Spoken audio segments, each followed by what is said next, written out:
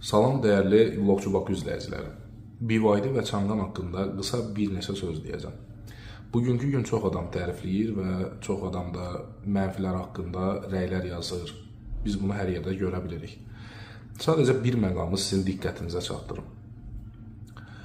Bütün dünya brendlərində vahid bir konsepsiya var ki, hər hansı bir məhsulu istehsal etdikdə onu 5 il, 6 il və bir neçə il, ən pis halda isə bir dəfə restayl olmaqla istehsala buraxırlar. Bu, müştərilər üçün güvənillik konsepsiyasının reallaşdırılması deyək, müştərilərdə güvənillik hissini sağlamaqdır türklər demişkən. Amma Çin avtomobillərində bu yoxdur. Bu nə deməkdir? Bu necə baş verir? Məsələn, BYD-nin Destroyer modelini götürək, 05. Hansı ki, bugün şəhərdə artıq taksilərdə kifayət qədər görürük. Hansı ki, məsələ belədir ki, 2022-ci ildə ilk dəfə istehsalata buraxılan bu avtomobil 2025-ci ilə qədər artıq 2 dəfə restayl keçib.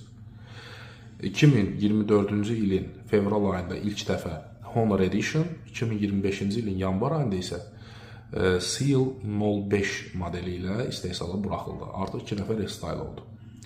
Və burada problem nədir? Soruşa bilərsiniz ki, olsun da, yəni daha yaxşı ediblər. Yox, xeyr, bu belə deyil.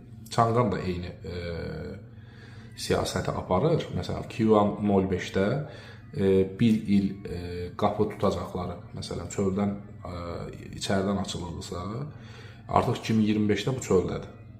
Və bizim çox da diqqət etmədiyimiz bir çox belə xırda məqamlar var ki, ümumiyyətlə gövdədə dəyişikliklər var. İnteryerdə, eksteryerdə həmçinin dəyişikliklər var. Bu nə problem yarada bilər bizdə?